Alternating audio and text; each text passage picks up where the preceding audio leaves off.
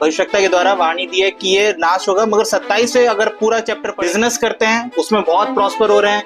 ये लोग अपने हाथ के हैंडीक्राफ्ट के काम में बहुत अच्छे हैं, इनकी सेना बहुत अच्छी है, इनका ये अच्छा है, बहुत अच्छा है, यानी पूरी तरीके से संपूर्ण राज्य है। नष्ट हो गई, किसके बारे में कह रहे हैं सोर के लोग?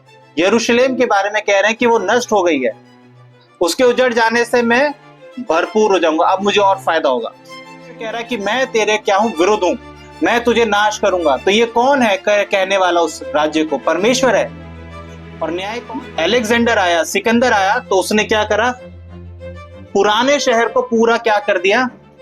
तबाह कर दिया, सारी बिल्डिंगें सब कुछ गिरा दिया, और जितने भी पत्थर मिले उससे हर एक इंसान को लगता है कि जो वो सोच रहा है वैसा हो रहा है, जो वो चाह रहा है वैसा हो पा रहा है, जो मैं चाह रहा हूं वो कर पा रहा हूं, मेरे को किसी चीज में प्रॉब्लम नहीं आ रही है। ये यिजकेल की पुस्तक है, 26 का 1 से 3 हम पढ़ेंगे। उससे पहले मैं बता देता हूं कि परमेश्वर यिजकेल भविष्यवक्ता के द्वारा क्या दे रहा है? भविष्यवाणी करवा रहा है एक राज्य के लिए, और उस राज्य का नाम है सोर। तो परमेश्वर भविष्यवक्ता यिजकेल के द्वारा एक राज्य के बारे में क्या कर रहा है? भविष्यवाणी कर रहा है। उस देश, उस राज्य का नाम है सोर, टायर, इंग्लिश में टायर सिटी है, ठीक है। क्या भविष्यवाणी करता है हम पढ़ेंगे। 11वें वर्ष के पहले महीने के पहले दिन को यहोवा का यह वचन मेरे पास पहुंचा। हे मनुष्य के संतान, सोर ने जो यरूशलेम के विषय में कहा है, आहा आहा, जो देश देश के लोगों के फाटक के समान थी वह नष्ट हो गई, उसके उजड़ जाने से मैं भरपूर हो जाऊंगा। इस कारण परमेश्वर यहोवा कहता है, हे सोर, देख मैं तेरे विरुद्ध हूँ, और ऐसा करूंगा कि बहुत सी जातियां तेरे विरुद्ध ऐसी उठेंगी जैसे समुद्र की लहरें उठती हैं। तो परमेश्वर यहाँ पे भविष्यवाणी कर रहा है उस राज्य के बारे में कि मैं तेरे को क्या करूंगा? नष्ट करूंगा।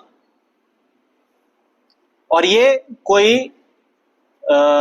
विश्वासी लोग नहीं है, ठीक है, ये विश्वासी लोग नहीं है, ये परमेश्वर को मानने वाले लोग नहीं है। और इनकी खासियत क्या है? इनकी खासियत है कि ये सब के सब पूरी सिटी बहुत अच्छे से सांसारिक रूप से ब्लेसेड है, ये हर चीज में परफेक्ट है। अगर आप 27वां अध्याय पढ़ेंगे 26 में, तो परमेश्वर ने इनको क्या दी है? भविष्यवक्ता के द्वारा वाणी दी है कि ये नाश होगा, मगर 27 से अगर पूरा चैप्टर पढ़ेंगे तो बहुत अच्छे से लिखा है कि ये लोग एक टापू पे बसा हुआ शहर है, ये लोग बिजनेस करते हैं, उसमें बहुत प्रॉस्पर हो रहे हैं, ये लोग अपने हाथ के हैंडीक्राफ्ट के काम में बहुत अच्छे हैं, इनकी सेना बहुत अच्छी है, इनका ये अच्छा है, बहुत अच्छा है, यानी पूरी तरीके से संपूर्ण राज्य है, बहुत अच्छा है, ठीक है, बहुत ही ज्यादा प्रॉस्पर है। और इनका क्या पूरा फोकस रहता था कि अपने आप को ग्रोथ करना, किसी भी तरीके से माइंडसेट है ग्रोथ करना, सांसारिक नजरिए से ग्रोथ करना, ठीक है। और ये लोग क्या बोल रहे हैं कि जब यरूशलेम को परमेश्वर ने क्या करा? नाश करा, ठीक है, तो ये लोग क्या करने लगे? मजाक उड़ाने लगे। इंग्लिश, हिंदी में लिखा है आहा, ठीक है, इसका मतलब है मजाक उड़ा रहे वो। और उधर भी क्या ढूंढ रहे हो? अवसर ढूंढ रहे अपने आप को और ज्यादा बढ़ाने का। वो कहते हैं कि वह नष्ट हो गई। किसके बारे में कह रहे हैं सोर के लोग? यरूशलेम के बारे में कह रहे हैं कि वो नष्ट हो गई है, उसके उजड़ जाने से मैं भरपूर हो जाऊंगा, अब मुझे और फायदा होगा, मुझे और फायदा होगा। तो ये माइंडसेट है, और इनका पूरा इनके लोगों का पूरा इन्वेस्टमेंट है कहां पे? अपने आप को सांसारिक तरीके से बढ़ाने में। अब इधर गौर करने वाली चीज ये है कि परमेश्वर, हम सब कई बार समझते हैं कि परमेश्वर सिर्फ ताड़ना देता है कि जो परमेश्वर के विरुद्ध चलते हैं, मूर्ति पूजा करते हैं पुराने नियम में। इन 26, 27 और 28 के आधे में कहीं पे ऐसा नहीं लिखा कि सोर ने क्या करा, कोई मूर्ति पूजा के वजह से परमेश्वर ने उनको ताड़ना दी है। बेशक वो अन्य जाति हैं, वो करते होंगे, मगर इनका मुख्य, इनका क्या था दोष? कि ये अपनी सांसारिक आशीषों के ऊपर क्या कर रहे थे? घमंड। उस पर इतना इनका दिल फूल गया था, इनका हृदय फूल गया था कि वो भूल गए थे कि जो भी कुछ वो है वो परमेश्वर की वजह से है। और वो क्या करने लगे? दूसरे के शोक में, दूसरे के नाश में भी क्या ढूंढने लगे? आनंद और अपॉर्चुनिटी ढूंढने लगे कि उसके नाश होने से मेरे को फायदा होगा। ये है इनका करप्टेड हार्ट और गंदा गंदा दिल है। दूसरों की प्रॉब्लम से अपना फायदा निकालने वाले, दूसरों की परेशानी में अपना फायदा देखने वाले, और भूल जाने वाले कि जो कुछ भी है उनका वैभव वो किसकी वजह से? परमेश्वर की वजह से। वो अपने आप को क्या समझने लगे? ऊपर। तो ये इनकी ये कारण है कि ये यहां पे क्या ठहरते हैं? परमेश्वर की नजर में क्या ठहरते हैं? दंड का कारण ठहरते हैं। और यहां पे कुछ कुछ चीजें लिखी है कि उनके क्या क्या, मैंने देखो पूरा नहीं लिख सकता, 27 में बहुत सारी चीजें लिखी है उनके बारे में कि क्या क्या उनका वैभव था। एक बार हम पढ़ेंगे। परमेश्वर कहता है यहाँ पे कि जिस दिन तू डूबेगी, उसके आगे, उसी दिन तेरी धन संपत्ति, व्यापार का माल, मल्लाह, माझी, चुराई का काम करने वाले व्यापारी लोग और तुझ में जितने सिपाही हैं और तेरी सारी भीड़ भाड़ समुद्र के बीच गिर जाएगी। ठीक है, ये कुछ छोटा सा डिस्क्रिप्शन है कि ये लोग के पास क्या है? इनकी धन संपत्ति, व्यापार का माल। ये लोग ट्रेड करते थे, इस देश से दूसरे देश में सामान भेजना, और उसके बहुत मल्ला यानी माझी लोग। ये टापू बसा हुआ था, एक टापू है ये समुद्र से चारों तरफ, और नेचुरली क्या है? परमेश्वर ने ब्लेस किया है कि इनके क्या है? बंदरगाह बने हुए, नेचुरली बनाए जाते हैं जहाँ पे जहाज अपने आप टिक जाए। बट ये नेचुरली ऐसे बिल्ट है कि वहां पे टिक जाते थे। इनके मांझी जुड़ाई का काम करने वाले, हैंडीक्राफ्ट वाले, सोल्जर्स। ये छोटा सा डिस्क्रिप्शन है। जब आप बाइबल पढ़ेंगे तो बहुत कम जगहों पर सांसारिक ब्लेसिंग को इतनी डिस्क्रिप्शन में बहुत से खोल खोल के लिखा है। एक तो सुलेमान के बारे में बहुत अच्छे से लिखा है कि वो उसके पास क्या क्या आशीषें थी। सुलेमान के बारे में जब पढ़ेंगे कि वहां पे लिखा है कि उसके पास ये इतना था, ये इतना था, ये इतना था। और जब आप इसके बारे में पढ़ेंगे, शहर के बारे में, तो यहाँ पे भी लिखा है इस बहुत खोल के किसके इसके पास संसार की क्या क्या आशीषें थी। ठीक है, ये बताने का कारण है कि ये सच में बहुत ज्यादा संपन्न देश था, और ये अपने आप को क्या उसमें फूल चुका था, और पूरा इन्वेस्ट था अपने आप को बढ़ाने में। और परमेश्वर भविष्यवाणी कर चुके हैं, अभी तक नाश नहीं हुए लोग। परमेश्वर भविष्यवाणी कर चुके हैं कि तेरा नाश होगा। ये मैप है इनका। ये वाला है पुराना और ये वाला है अभी का।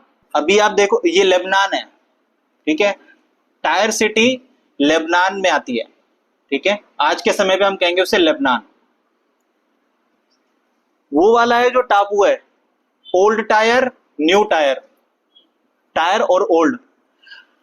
परमेश्वर ने नबूकदनेस्सर के द्वारा क्या करा? उसके ऊपर आक्रमण करवाया, मगर पूरा वो शहर क्या नहीं हो पाया?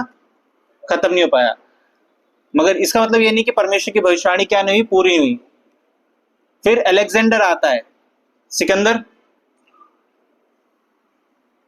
और उस टापू तक पहुंचने के लिए उनका एक घमंड और था कि वो ऐसी जगह पे बसे हुए थे, उन्हें लगता था कि कोई हम पे कभी क्या नहीं कर पाएगा, जीत नहीं सकता मैं। और ऐसा हुआ भी, जब नबूकदनेस्सर राजा उनके ऊपर गया तो वो क्या कर नहीं जीत पाया पूरी तरीके से, वो क्योंकि वो टापू में बसा था वहां तक पहुंचने के लिए। बट जब अलेक्जेंडर आया, सिकंदर आया, तो उसने क्या करा? पुराने शहर को पूरा क्या कर दिया? तबाह कर दिया। सारी बिल्डिंगें सब कुछ गिरा दिया, और जितने भी पत्थर मिले उससे क्या बनाया? रास्ता बनाया उस टापू तक जाने के लिए। और 10 साल से ज्यादा लगे सिकंदर को उस टापू को अब जीतने में। और जब आप पढ़ेंगे तो उसकी भावना यहां तक पहुंच गई थी कि वो अंदर से इतना गुस्सा हो गया था कि उसने वहां के लोगों को, बच्चों को, औरतों को, सबको मार डाला। इतना गुस्से में भर गया था वो। कौन? सिकंदर। तो ये इमेज दिखाने का कारण ये है कि कई बार लोगों को लगता है कि हम इतने संपन्न हैं, हमारा कोई कुछ नहीं बिगाड़ सकता। कई बार अपने वर्ल्डली सिचुएशन को हम क्या मान लेते हैं? परमेश्वर से भी ऊपर, जैसे ये शहर के लोग मान रहे थे और उन्होंने भविष्यवाणी को भी हल्के में लिया होगा। वो लोग मान के बैठे होंगे कि यार एक बंदा आया, वो तो कुछ नहीं कर पाया, तो फिर क्या ही होगा। मगर परमेश्वर के कोई भी शब्द क्या नहीं रहता, पूरा हुआ बगैर नहीं रहता। और उनके मन में क्या होने लगा फिर, अपने आप को क्या समझने लगे। ये सिचुएशन है जब इंसान को सब कुछ उसके हाथों के अनुसार होता है ना। हर एक इंसान को लगता है कि जो वो सोच रहा है वैसा हो रहा है, जो वो चाह रहा है वैसा हो पा रहा है, जो मैं चाह रहा हूं वो कर पा रहा हूं, मेरे को किसी चीज में प्रॉब्लम नहीं आ रही है, जो मैं चाहता हूं वो हो पा रहा है, चाहे उसके धन की वजह से, चाहे उसकी बुद्धि की वजह से, चाहे उसकी सामर्थ्य की वजह से, चाहे उसके रिसोर्सेस की वजह से, चाहे उसके किसी भी वजह से। हिजकिय्याह की पुस्तक 26 से 28 हर एक विश्वासी को सिखाती है क्या, कि आप अपने जीवन में जो भी परिश्रम करते हैं वो सही है, वो गलत नहीं है। एक स्टूडेंट पढ़ाई कर रहा है, इसका मतलब ये नहीं कि वो अपनी बुद्धि से, अपनी मेहनत से पढ़ाई ना करे, मगर वो ये नहीं सिखाती। हिजकिय्याह की पुस्तक 26 से 28 सिखाती है कि एक व्यक्ति इस पूरे पृथ्वी में जब अपना अपना जीवन है, जो भी मेहनत वो करता है वो करे, उसे सफलता मिलेगी। मगर वो गलती से भी ये सोच ना बैठे कि उसकी सफलता के पीछे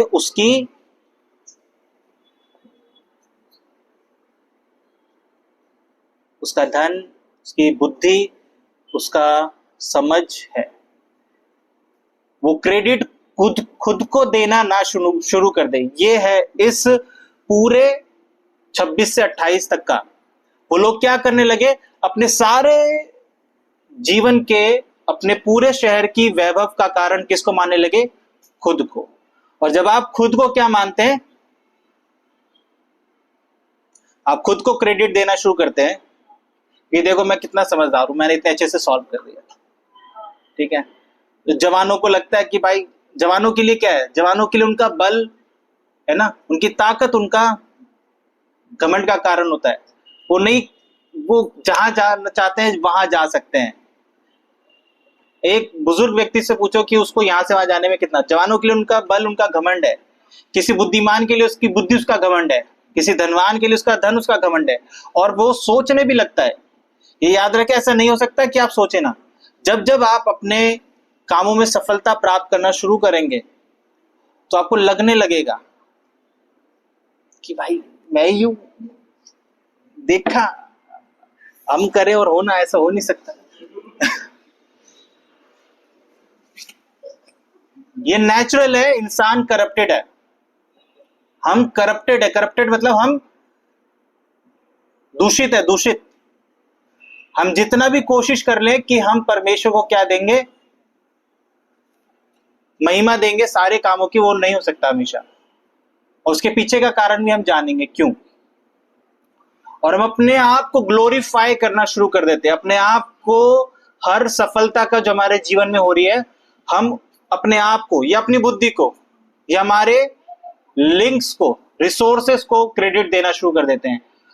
यही टायर सिटी, सोर राज्य का क्या था, दोष था। वो जो भी कुछ था, उसने अपने आप को उसका वैभव देना शुरू कर दिया। और उसने क्या कर रहा, वो ऐसे घमंड में फूल गया कि जो कुछ मैं हूं। आप परमेश्वर से ऊपर जब अपने आप को बना देते हैं, हम ये पद पढ़ेंगे। इस कारण परमेश्वर यहोवा कहता है, हे सोर, देख मैं तेरे विरुद्ध हूँ और ऐसा करूंगा कि तू बहुत सी जातियां तेरे विरुद्ध ऐसी उठेंगी जैसे समुद्र की लहरें उठती हैं। हाँ, परमेश्वर कहता है सोर राज्य से, ठीक है, ये एक राज्य है, सोर नाम है जिसका। तो परमेश्वर कहता है मैं तेरे क्या हूं, विरुद्ध हूं। और मैंने यहां पे हाईलाइट किया है, और ऐसा करूंगा कि बहुत सी जातियां तेरे क्या होंगी, विरुद्ध ऐसी उठेंगी। तो याद रखें, यहां पे बताने के मैं चाह रहा हूं कि परमेश्वर है जो उसके विरुद्ध उठ रहा है।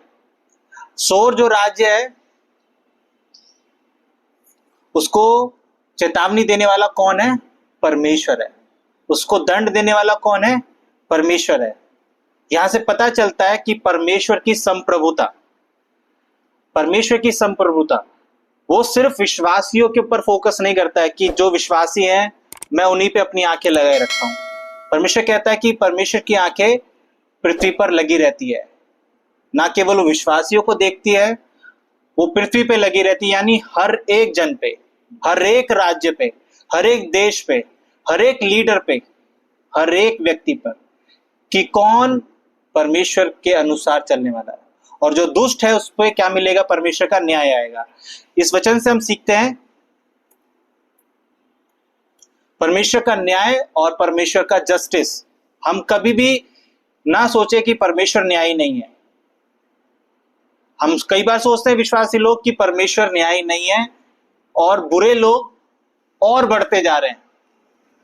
मैंने अपने पिछले सरमन में भी यही कहा था कि कई बार हमें लगता है कि बुरे लोग और बढ़ते जा रहे हैं, मगर इस वचन से क्या बताता है कि परमेश्वर कह रहा है कि मैं तेरे क्या हूं, विरुद्ध हूं, मैं तुझे नाश करूंगा। तो ये कौन है कहने वाला उस राज्य को? परमेश्वर है।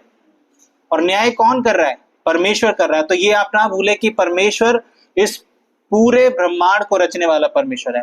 वो हमारे और आपके सोचने से हम उसे जज नहीं कर सकते हैं। वो संप्रभुता करता है, वो प्रभुता करता है इस पूरे ब्रह्मांड पर, हर एक मनुष्य पर, हर एक राज्य पर। जो उसके विरुद्ध खड़ा होता है उसका नाश भी इस शहर की तरह होता है। ये परमेश्वर का जस्टिस है, ये परमेश्वर की संप्रभुता है, उसका प्रभुत्व है कि वो राज करता है। हम शायद नहीं समझ सकते हैं, जैसे वो शहर भी नहीं समझा। हम नहीं समझ सकते हैं, हमारी समझ उतनी नहीं है कि हम परमेश्वर की संप्रभुता को समझे, और इसलिए हम कई बार या तो हल्के में लेते हैं या समझ नहीं पाते हैं, जैसे अन्य जाति लोग नहीं समझ पाते। जैसे ये शहर भी नहीं समझ पाया जब उसने भविष्यवाणी पाई यिजकेल की, जहां से हम पढ़ेंगे। इस समुद्र के प्रवेश द्वार पर रहने वाली ये बहुत से द्वीपों के लिए देश देश के लोगों के साथ व्यापार करने वाली परमेश्वर यहोवा यूं कहता है, हे सोर, तूने कहा है कि मैं सर्वांग सुंदर हूँ। ये उनके खुद के वचन है। 27 में उनको क्या है, वो खुद अपनी बड़ाई कर रहे हैं। मैंने क्या कहा था कि जब मनुष्य क्या है, हर चीज उसके अनुसार होती है, तो उसको क्या लगता है कि ये उस शब्द है उसके घमंड के। I am a perfect in beauty. उसे लगता है कि मैं सुंदर हूं। वो शहर मानता अपने आप को सुंदर, संपन्न, और हमें जरूरत नहीं है किसी की। ये दर्शाता है घमंड को उस राज्य के। और परमेश्वर हमें यहां से सिखाना चाहता है कि इन्वेस्ट, जो हमने पहले कहा था कि जब आप इन्वेस्ट कर रहे हैं अपने समय को, जो सबसे कीमती है, जिस जगह आप इन्वेस्ट करेंगे वही चीज से आपको वापस मिलने वाला है। आपका समय से आप वही वापस पाने वाले हैं। अगर आप इन्वेस्ट करेंगे एजुकेशन में, ऑफ कोर्स आप एजुकेशन में अच्छे होंगे, गलत नहीं है। आप इन्वेस्ट करेंगे अपनी फेलोशिप में ऐसे दोस्तों के साथ जो आपको गलत सिखाते हैं, तो आप उनसे कोई अच्छी चीज नहीं सीखेंगे। ऐसा नहीं हो सकता। आप अपने समय को जहां इन्वेस्ट करेंगे आप वही पाएंगे। और ये शहर इन्वेस्ट कर रहा है अपने आप को धन संपत्ति हर एक तरीके से बढ़ाने में, और वो उसका बदले में रिवॉर्ड पा भी रहा है, बदले में उसे मिल भी रहा है। ऐसी बात नहीं है। गलती क्या है? गलती यह है कि वो भूल रहा है, जो मैंने कहा था 26 से 28 तक जब आप पढ़ेंगे तो मनुष्य की सबसे बड़ी गलती है, और आज के लिए भी, कि आप अपने समय को जहां भी इन्वेस्ट करें, अपने हर एक चीज में, ये ना भूले कि सारा श्रेय परमेश्वर को जाता है। आप अपने इन्वेस्टमेंट कर रहे हैं अपने एजुकेशन में, अपने मेहनत कर रहे हैं और आप संपन्न हो रहे हैं, तो उसका क्रेडिट, उसका श्रेय ये ना सोचे कि आप कुछ है तो इसलिए आप कर पा रहे हैं। और यही इस शहर का क्या है, दोष है। तो फिर बात आती है कि भाई हमें इन्वेस्ट कर रहे हैं तो हमें परमेश्वर को क्या देना चाहिए, श्रेय देना चाहिए, हमें प्रभु को धन्यवाद देना चाहिए। और हम प्रभु को धन्यवाद देते हैं, हम प्रभु को धन्यवाद देते हैं। बट मैंने पहले कहा जैसे कि हम लोग क्या है, करप्टेड है। हमारा धन्यवाद होता है थैंक यू प्रभु जी। शब्द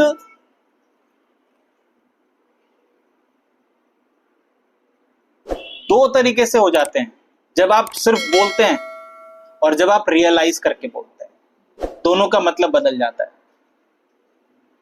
और जब आप रियलाइज करके बोलते हैं, यानी जब आप सोच समझ के बोलते हैं, तो प्रभु जानता है। और वो चीज दर्शाती है आराधना में भी।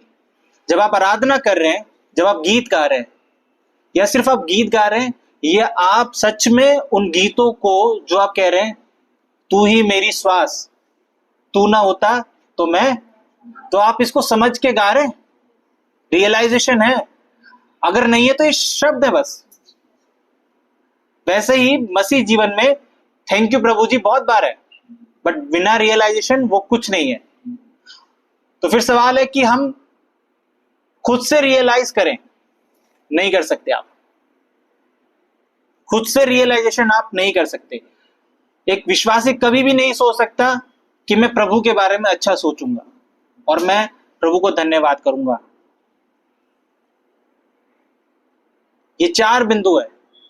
आप खुद से कभी भी परमेश्वर को वो धन्यवाद नहीं दे सकते रियलाइज करके, जब तक पहले स्टेप को पूरा ना करें। पहला स्टेप है invest in your spiritual life. Hindi में थोड़ा अच्छा ट्रांसलेशन नहीं आ रहा था तो मैंने इसलिए रखा ही नहीं है, ठीक है, मगर मैं हिंदी में बोल दूंगा। आप अपने समय को, अपने जीवन को अपने आत्मिक उन्नति में लगाने में अपने समय को इन्वेस्ट करें, अपने लगाएं अपने जीवन को। कहने का मतलब है आप जब तक वचन के पास नहीं जाएंगे, आप नहीं रियलाइज कर सकते परमेश्वर के प्रेम को। कोई इंसान नहीं रियलाइज कर सकता। आप कैसे खुद से बैठे बैठे मनन कर लेंगे और प्रभु क्या सच में आपको रियलाइज और फीलिंग डाल देगा प्रभु की? जब तक आप वचन के पास नहीं जाएंगे, आप परमेश्वर के प्रेम से नहीं भर सकते। आप नहीं समझ सकते कि वो कितना प्रेम करता है आपसे। आप कैसे पाते हैं कि परमेश्वर आपसे प्रेम करता है? क्या माध्यम है? सिर्फ एक बाइबल है। और जो विश्वासी उस बाइबल को नहीं उठाता अपने जीवन में, वो नहीं समझ सकता प्रभु कितना प्यार करता है उससे। और आप नहीं रियलाइज करेंगे तो आपका धन्यवाद भी कैसा होगा? जैसे हम कितने बार रोज मिलते हैं कई लोगों से और पूछते हैं कैसे हो, ठीक हो? पूछते भी हमें और बोलते भी हमें, हाँ ठीक हो, हाँ कैसे हो, ठीक हो। वो पूछा भी हमने और जवाब भी हमने दे दिया, ठीक हो। ये वैसा है। कोई फीलिंग, कोई मतलब, कोई इसका मीनिंग नहीं है। और वो आएगा भी नहीं जब तक आप अपने आप को प्रभु के वचन से नहीं जोड़ेंगे, आप नहीं रियलाइज कर सकते परमेश्वर के प्रेम। पहली सीढ़ी चढ़े बगैर आप दूसरी और चौथी सीढ़ी चढ़ने की कोशिश करेंगे तो कई बार आप सक्सेसफुल हो भी जाए। कुछ लोग जवान कहेंगे हम ऐसे जंप मार के चले जाएंगे भैया। कई बार हो भी जाओ बट चोट भी लगेगी, तो पैर टूटेगा, ठीक है। तो सबसे जरूरी है कि याद रखें कि आपका धन्यवादित, याद रखें मैं जो बोल रहा हूं, अगर आपको बचना है उस चीज से जो इस संसार का है, जो आपको करप्ट करता है, और आप होंगे, आप कई बार सोचने लगेंगे सब कुछ मैं संभाल रहा हूं, सब कुछ मैं देख रहा हूं, जो भी मैं कर रहा हूं मेरे कंट्रोल में। अगर आपको बचना उस चीज से तो याद रखें धन्यवाद। और बिना धन्यवाद, सही धन्यवाद तब तक नहीं निकलेगा जब तक आप बाइबल के पास नहीं जाएंगे, प्रभु के वचन के पास नहीं जाएंगे। और वो वचन ही है जो आपको बताता है कि हम कितने कमजोर हैं और प्रभु हमें संभालता है। तब आप समझ पाएंगे कि वो धन्यवाद तब निकलेगा, तब आप समझ पाएंगे परमेश्वर की गुडनेस को, परमेश्वर की भलाई को। और जब आप क्या होते हैं, परमेश्वर के गुडनेस को, भलाई को समझते हैं, अपने आप वो आप नहीं करते हैं, वो परमेश्वर की भलाई आपको क्या करती है, नम्र करती है। आप अपने आप को हमेशा, जब आप बाइबल के पास जाएंगे, आप अपने आप को छोटा, तुच्छ पाएंगे परमेश्वर की उपस्थिति के आगे।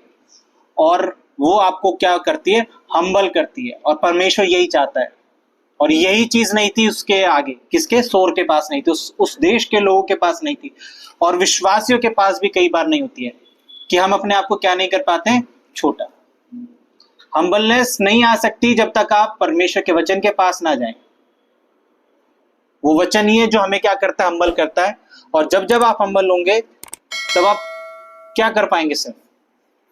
प्रभु तू महान है, मैं देख लिया मैं कितना गंदा इंसान हूं, मैं कुछ नहीं हूं। और वो कब बोल पाओगे आप? जब आप बाइबल उठाओगे। तो आज का वचन है भाई बहन कि आप लोग याद रखें, अपने समय को इन्वेस्ट करें इस बाइबल को उठाने में। अपना धन्यवाद मीनिंगफुल बनाएं, और वो तभी बनेगा जब आप बाइबल को उठाएंगे, प्रभु के शब्दों को पढ़ेंगे। और जब तक वो शब्द आपके अंदर नहीं जा रहे हैं, वो धन्यवाद वैसा ही है कैसे हो। ठीक हो? जैसे नए नियम में प्रभु कहते हैं कि मैं भी उस दिन उन लोगों को बोल दूंगा मैं तुम्हें नहीं जानता, जो हे प्रभु कहते हैं। हम प्रार्थना करेंगे। प्रभु यीशु मसीह, हम धन्यवाद करते हैं इस समय के लिए, तेरे वचन के लिए। प्रभु धन्यवाद। प्रभु आप हमें सिखाइए प्रभु कि हम अपने समय को प्रभु सही जगह लगाना सीख सके। सब चीजें जरूरी तो है प्रभु, मगर सब चीजों का नाश यहीं तक है, सब चीजें यहीं तक है प्रभु। और मनुष्य प्रभु अपने जीवन भर में प्रभु मेहनत करता है इन सब चीजों के लिए, मगर वो जो सबसे महत्वपूर्ण चीज है अपने अनंत जीवन के लिए, उसके लिए प्रभु नहीं करता है। प्रभु मैं यही प्रार्थना करता हूं पिता कि हर एक जन प्रभु हम में से इस महत्व को समझ सके कि प्रभु हमें तेरे वचन को उठाना है प्रभु, और अपने समय को, अपने ताकत को, अपने ज्ञान को प्रभु तेरे वचन को समझने में लगाना है। हम यही प्रार्थना करते हैं कि हम तेरे वचन के महत्व को समझ सके प्रभु, और हमारा धन्यवाद जब हो प्रभु तेरे आगे तो प्रभु सिंसियर हो प्रभु, वो सिर्फ शब्दों के द्वारा बोले गए शब्द ना हो, बल्कि परमेश्वर उनके पीछे हम्बलनेस हो, अपने आप को नीचे करना होते हैं। और वो केवल तभी हो सकता है प्रभु जब हम तेरे वचन को पढ़ते हैं। हम खुद से प्रभु कभी भी प्रभु बिना तेरे वचन के उस धन्यवाद को नहीं लेके आ सकते। तेरा वचन ही है जो हमें दिखाता है मनुष्य की प्रभु जी दुष्टता को और हमारी निर्बलता को, और वही वचन है प्रभु जो दिखाता है कि तू कितना महान है प्रभु। हम यही प्रार्थना करते हैं कि हम तेरे वचन के पास आके तेरी महानता को देख सके, और उसके बाद प्रभु जब हम तेरे पास आए तो वो धन्यवाद प्रभु तुझे ग्रहण योग्य हो। मैं प्रार्थना यीशु के नाम से मांगता हूँ, आमीन।